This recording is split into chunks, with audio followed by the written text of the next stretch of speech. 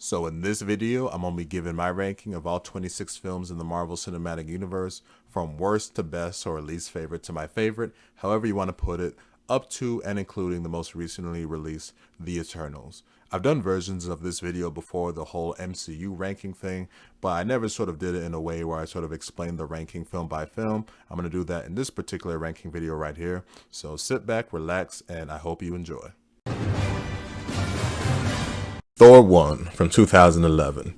While many people probably don't feel this way, for me, this was a pretty lackluster effort from the MCU. The whole Shakespearean drama element and dialogue didn't really do much for me. I don't think it added a whole bunch, and I think the filmmakers feel the same way also, hence why it's been dropped from all of Thor's subsequent appearances after this film.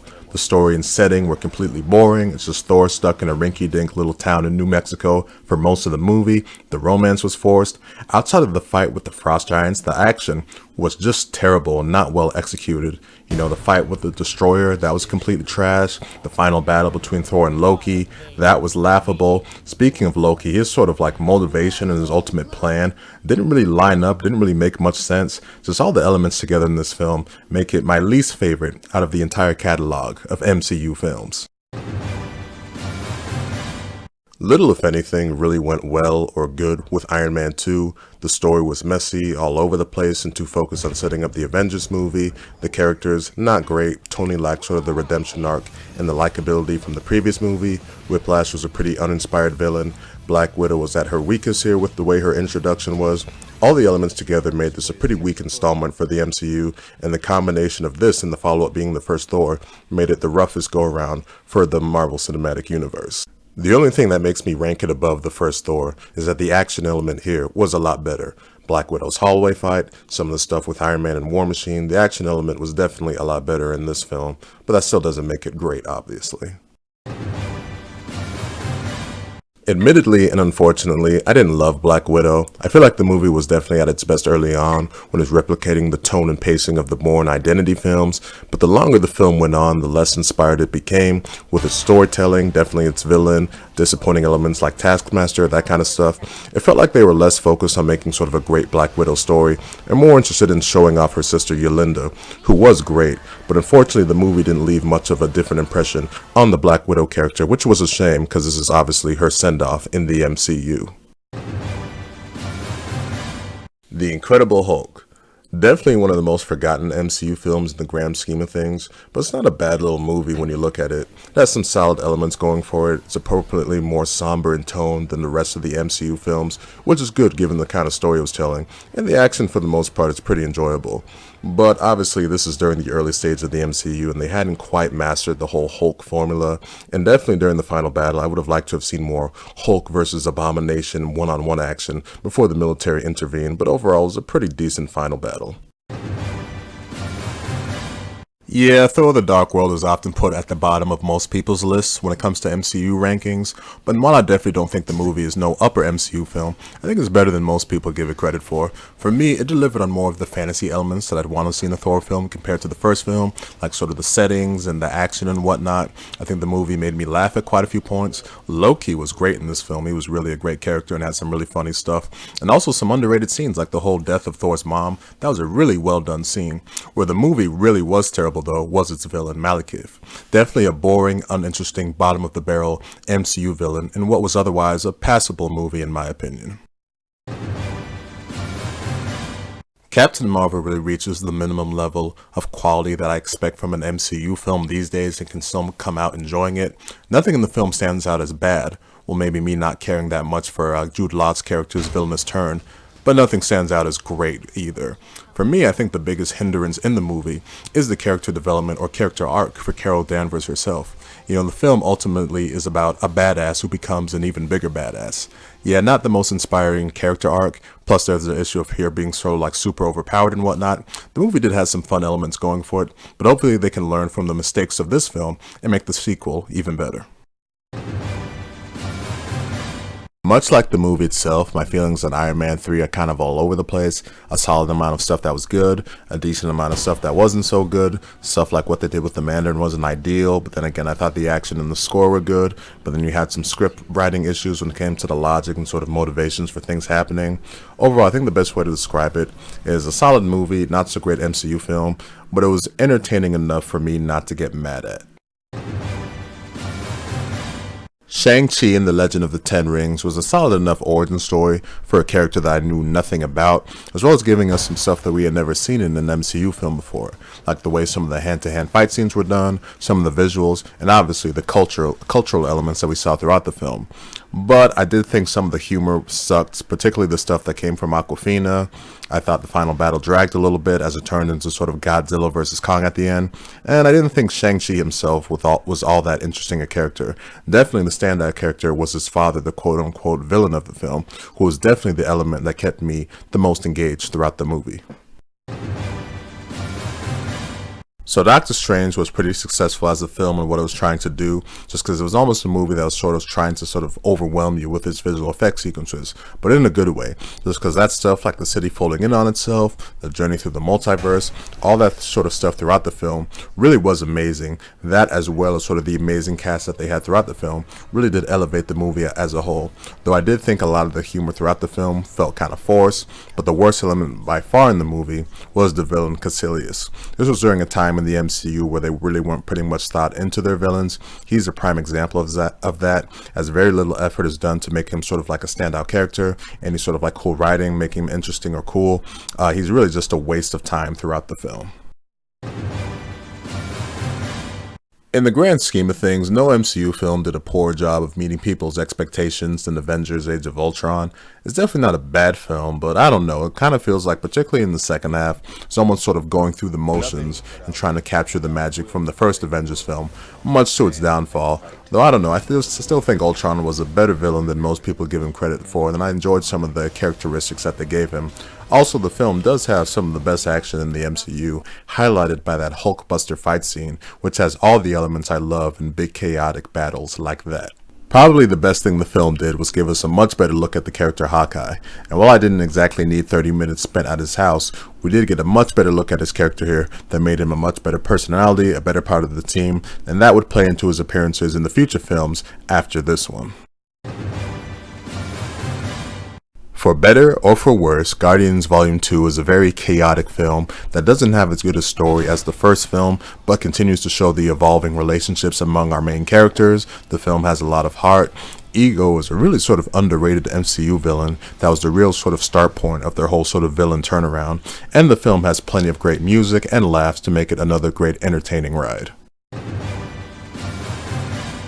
Ant-Man and the Wasp is the most kid-friendly MCU film in its approach. That's not a bad thing though, just because the movie stays pure, lighthearted, and fun, and is an overall really enjoyable follow-up to the first Ant-Man.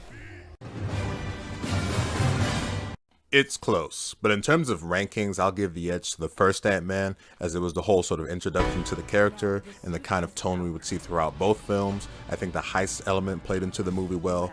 I also think they did some really cool stuff with the shrinking sequences here, with the kind of visual effects and the environments that we saw. Overall, both Ant-Man 1 and Ant-Man and the Wasp are two really good, really enjoyable MCU films. On its surface, Far From Home's story is pure shit, and I remember being baffled while I was watching this movie the first time in the theaters. But obviously the film's twist with Mysterio that really makes you go like, oh, okay. It really turns the movie on its head. You know, it ended up being a brilliant adaptation and use of the character Mysterio, to where I think he's the best villain that they've done in live action in any of the Spider-Man movies. It doesn't completely make up for some of the film's writing issues when it comes to logic and other things, but it does turn what was a very dumb movie into actually a very smart one upon rewatch, and does actually fittingly put a nice final bow on Peter and Tony's relationship. Eternals. At the time of this recording, the most recent MCU film to be released, and put and ranked on this list. There's a different type of hype behind Eternals coming out. For the past few weeks, it's been hyped as sort of the worst Marvel movie or MCU film. Now, going into the film, I did not see the actual Rotten Tomatoes score, nor did I read any reviews before watching it. I never checked the reviews to see the Rotten Tomatoes score until after I've seen the movie. For those who want an immediate comparison to the other MCU films, this film, in my opinion, is the least formulaic and original type feeling MCU film in a while, probably since Black Panther over 3 years ago. The story and subject matter are quite amazing to soak in, as the film deals with these biblical figures slash heroes who've been around for over thousands of years. So we're getting a different kind of perspective and story in the MCU. Probably the most impressive thing the movie does with these heroes is the level of humanity and characterization it was able to give the actual Eternals themselves. It'd be very easy and almost tempting to give these like godlike figures an uninteresting and kind of stoic kind of personality, little characterization, and just make them kind of a bore to sort of watch. But I thought they did a great job with all the characters. The cast, with the exception of two obvious ones, are all pretty much unknowns, and there are only a few of them had I ever seen in anything before. But I think they all really did a good job with their characters, and there was a good level of characterization and writing to really elevate their characters. There was surprisingly a good amount of humor for these characters also. There's two in particular that had me quite entertained throughout the duration of the movie. Selma Hayek and Angelina Jolie are the obvious A-list highlights of the cast, and both are great. Hayek gives Ajax an amazing amount of warmth and radiance. She's just perfect as sort of like the heart of the Eternals. And Jolie is just perfect for the warrior kind of on edge yet refined kind of badass that Athena is supposed to be. And it's just great to have Angelina Jolie in an MCU film. Both Hayek and Jolie added a whole lot to the film. Overall, the characters that make up the Eternals offer a lot when it comes to diversity. When it comes to ethnicities, disabilities, surprisingly, sexual orientation even, with the exception of one kind of cringy kind of pandering scene, for the most part, wasn't too much of a problem for me, and overall I think it'll be welcome for most audiences. Overall, the film utilizes a unique style of flashbacks, story reveals, and twists to keep the experience engaging and stray away from the typical kind of MCU formula. All of this is great, but the movie ends up with a running time of 2 hours and 37 minutes, because you will definitely stay for both credit scenes. Yeah, the final act, while it was enjoyable for the most part, the twist ended up making one kind of character kind of cliche, and the way the final conflict was resolved was really kind of silly. Overall, for me and really long movies just don't quite do it for me. I feel like your story needs to be nice and tight, and when you go over that sort of 2 hour and I would say 20-minute length, that's when your movie starts to feel a little bit bloated, even if all the elements in your movie are working pretty well.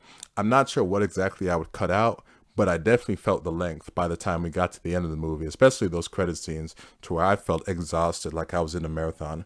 Maybe that's my fault, not the movies, but overall I think they could have cut out a little bit in this film just to sort of trim that running time. It would have been welcome. Regardless, I thought the film was still pretty impressive.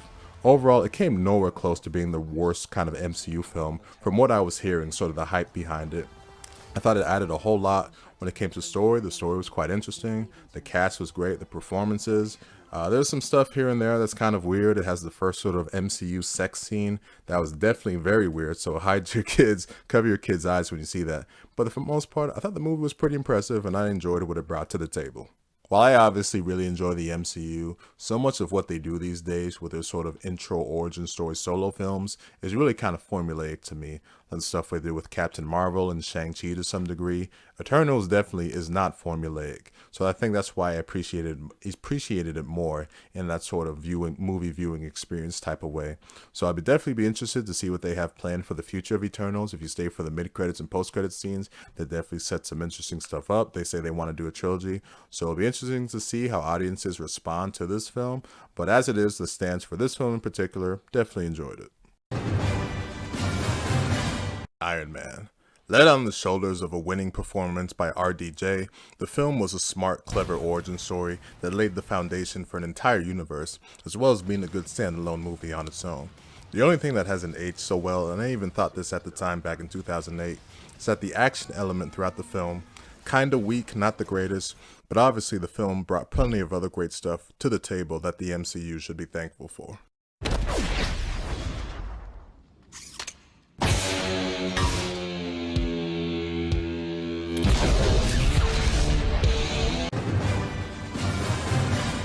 Captain America, the first Avenger. The film just has a great sort of classic film kind of vibe that obviously works perfectly for a Captain America origin story. That, with its great underdog story, great supporting characters like Peggy Carter, and fast pace, make it my favorite solo film of Marvel's Phase 1 era. So Spider-Man Homecoming was the Spider-Man film that was desperately needed after Sony had been botching the franchise for the previous decade. The film just had a great sort of youthful energy and spirit, appropriately so. It was nice to see what the full MCU looks like from a teenager's perspective, though I'm not the biggest fan of all the pointless race bending. Some say this version of Spider-Man is too reliant on Iron Man and the overall MCU to function. I personally think they found a nice balance of both. Plus, what's the point of having Spider-Man in the MCU if he's not going to be a part of the MCU? Overall, it set up what's proven to be an exciting series of films so far. So the first Avengers film was the culmination of what was an admittedly hit or miss phase 1 for me, but here they were able to deliver the film that fans really wanted to see, with a film that obviously had plenty of humor, great action, and brought out the best in all of its heroes. Well, all of them except Hawkeye, obviously. I mean, there's just so many iconic moments in this film. I mean, I still get chills at that scene where they're all circled up in a group and it circles around and you get that iconic Avengers theme. It's just great stuff. Overall, it set new expectations for what people expected from MCU films. So Captain America Civil War was the MCU flexing, as they were able to do a movie that had a bunch of characters to juggle, but they were able to weave them into a seamless narrative that was both smart and political. All of this while staying true to the film's name, being a Captain America film. It was also nice that the film wasn't exactly black and white when it came to whose side was good and whose side was bad. Both Team Cap and Team Iron Man had their merits and reasons for doing what they were doing. And of course, there was the seamless introduction of Black Panther and the MCU's Spider-Man. On the roof! Hey everyone. In many ways, Guardians Volume 1 is the most impressive MCU film, as they were able to take a completely unknown property and turn it into a great space adventure film, in large part to its great casting and performances, and really fantastic direction and writing from director James Gunn, and the film's fantastic soundtrack didn't hurt either. The only flaw that I see is that Ronan, the Accuser, the film's antagonist, far from being the best MCU villain, but there was kind of a cheesiness and over-the-topness to him that made him kind of enjoyable in some parts. Avengers Endgame is obviously the kind of film that we are likely not going to get to see replicated anytime soon, as it was sort of the big culmination and finale of the Infinity Saga and what was at the time a 22-film saga. I mean, that's just something we are never going to get to see replicated anytime soon. The film just spans so many different locations in the MCU, so many different heroes, supporting characters. The amount of characters in this film is insane. It's a film that truly does feel massive in its size, its scale, and just everything. And of course, that final battle truly is epic, and all the different moments, iconic moments, the score, the action, all of that kind of stuff. Great stuff in that final battle. All of it given to us in the same kind of quality package we had came to rely upon from the Russo brothers. Initially, after seeing the film for the first time, I was like, oh man, this is definitely my favorite and I think the best MCU film. But in the 2 years since, I can sit back and look at it and say, you know what, I don't think it's the best, nor is it my favorite MCU film, for two main reasons. One, the running time being at about 3 hours. That's a massive length for a movie. It is warranted for the kind of story this one's trying to tell, but it does prevent it from being sort of readily being able to rewatch, or the willingness to rewatch, just because you have to really prepare to watch a movie that's this length. Then two, for as massive as the movie is, and for as many characters and how long it is, there's only one action scene, the final battle at the very end, at the destroyed Avengers facility. That doesn't prevent or take away from the epicness of the film, but when you look back and say like, oh man, only one action scene, that is kind of a point against being an Avengers movie. All of these 2 points doesn't take away from the epicness or the appropriate conclusion that the movie is, but it does prevent it from being my favorite MCU film. Thor Ragnarok was the energizer drink that the franchise and character desperately needed after two mediocre at best showings in his solo films. The film just had an amazing fusion of energy, fun, beautifully seductive villain in Hela, and amazing direction and writing from incoming director Taika Waititi, who just did a fantastic job with this film, mainly because the film wasn't afraid to be bold when it came to its story, its writing, and what it did to Thor, pushing him to new places. I mean, in this film, he loses his hammer, his father, his friends, his hair, his eye, his home, all of this, but they managed to make the character a whole lot more fun with the writing, his humor, and he's just a whole lot better character in terms of worth rooting for. So massive amount of this credit for this film for making us root for the Thor character, making us excited to see him in future installments, and giving us more hope and excitement for future installments in the Thor franchise, mainly of course Thor Love and Thunder, which we're all looking forward to next year. Black Panther is a truly special film. It has a level of filmmaking quality, thought, and meaning behind it that goes beyond what the typical MCU film is trying to do. All the elements that it has just makes for a great movie experience. But the element that takes the film to another level, in my opinion, is the film's antagonist, Killmonger. His level of characterization and story arc absolutely blew me away and took the film to another level. Among all the other MCU films, this is the one that I believe will have the longest lasting legacy for the combination of its cultural significance and the quality behind the film. For me, Captain America the Winter Soldier is Dark Knight-like in its execution of telling the perfect Captain America story. Notable for being the first directorial effort from the Russo brothers in the MCU, the film's direction, writing, script, pacing are all top-notch, and it appropriately has political themes that are good for a Captain America movie. The movie also doesn't forget to give us great action. I mean, the stunt work and the fight choreography are absolutely amazing. That fight that Steve and Bucky have in the streets, the fight choreography and the intensity behind it, oh my god, truly amazing stuff. This movie really showed the kind of potential and impact that MCU films can have. For me, there's no MCU film that is the complete package that appeals to my sensibilities more than Avengers: Infinity War. The movie is an unprecedented balancing act when it comes to story, characters, and pacing, but it does it superbly while simultaneously giving us the stuff we want to see in a great big epic like this. The action, the effects, the visuals, the different worlds that we go to, the character moments, the iconic moments we see, the stuff like Thor, that moment, his entrance into the Wakanda battle, the overall final battle, the battle on Titan, Iron Man and Thanos going at it. It's just all the stuff you could ask for in Infinity War, or the great big epic that this is, the stuff that fans had wanted to see for years in the buildup of the MCU. Just beautiful. The element that obviously takes the film to another level is how well Thanos was done. Would have been very easy to make him sort of a boring, cliche, take over the world kind of villain, but the level of writing and work that went into this character, the way he was done, was just amazing. He obviously had a very sort of amazing, intense kind of presence when it came to all the shit that he wrecked, but there was amazing level of character and writing to him when it came to understanding what he was doing, why he was doing it, a level of humanity with his relationship with Gamora. It was all-time great writing what they did with Thanos, and he really elevated the film to another level. The film also has a certain level of sort of amazing kind of benchmark, as it was the 10-year anniversary of the MCU, 10 years after the original Iron Man, and to see how far the MCU had come in 10 years and the great big epic that they put together with Infinity War. Amazing stuff what they did with this epic, and that's why it is my favorite MCU film so far. So there you go with my ranking for all the films in the MCU. For all the ups and downs in the MCU, and there's more ups and downs than most people will acknowledge, it's obviously been an amazing franchise to follow, be a part of, and it doesn't look like it will be stopping anytime soon, thankfully. So that'll do it for this video and this ranking. If you made it to the end, thank you for watching.